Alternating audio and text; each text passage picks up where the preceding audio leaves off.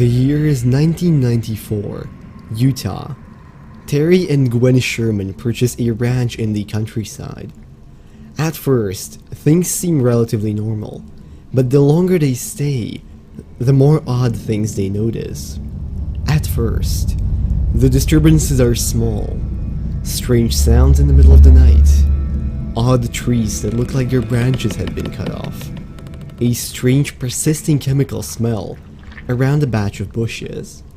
On their own, seemingly just harmless coincidences, but they would soon culminate into something much bigger.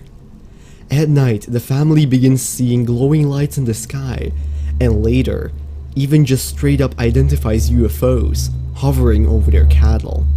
They wake up at midnight to hear voices speak in languages they don't understand. 7 of their cows die or go missing with odd details present, such as missing very specific body parts. It's safe to say the family is terrified, and yet their most harrowing encounter is still to come. One evening, about 18 months after they had moved in, Terry is walking their dogs around the property when he comes across a wolf. But this isn't a regular wolf. It is huge, deformed with orange blazing eyes. Terry fires at him, and even though the bullets seemingly have no physical effect, they at least scare the creature off. Unsurprisingly, the Sherman family sold the ranch soon after. Following this incident, the place was purchased by paranormal investigators with the goal of understanding what the family was experiencing. Over the next few years, they have amassed over 100 incidents, including sightings of humanoid figures in trees, reports of weird skin diseases, and unexplained headaches. This was the history of the Skinwalker Ranch, a place named after the Native American legend, which also happens to be the topic of today's video.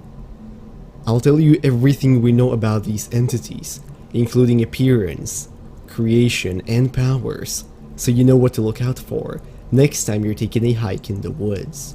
So without any further ado, cuddle up to your pets, prepare your magic wands, and let's go.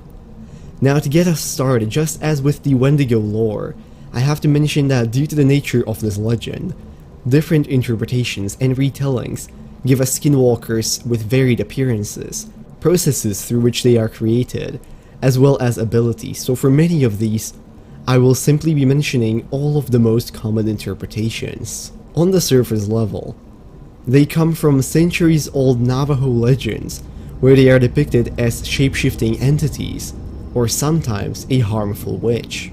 The original word for skinwalker, which I won't even try to pronounce, has been translated as meaning, by means of it, it goes on all fours, and it is often perceived as a bad omen to even mention it out loud, which is why the natives don't like discussing the topic with outsiders. This has of course led to most of the legend being shrouded in mystery, but there are at least a few things which we have come to learn. Originally, skinwalkers were thought to be medicine men who would use their concoctions for evil or malevolent rituals and practices. However, technically, any man, woman, or child could become one if they simply commit something significantly evil.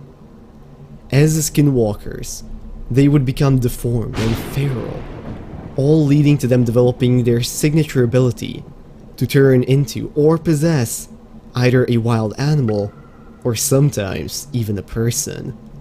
This creature would then be much larger than its natural counterpart, often possessing huge fangs and claws, together with unmistakably orange/red blazing eyes.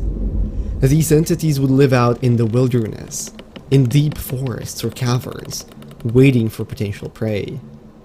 It is unknown how much intelligence they keep after transforming, or whether they simply become completely wild like the animals they're embodying, but what is known is that killing them is almost impossible, unless one happens to have a bullet or a knife dipped in white ash.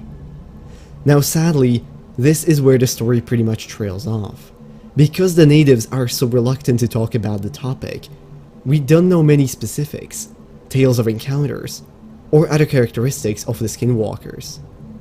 To be completely fair, as time and technology have progressed, less and less people seem to believe in the legend, and currently, even the children who would most often be passing these stories along seem to just substitute other, more commonly referenced monsters into their tales.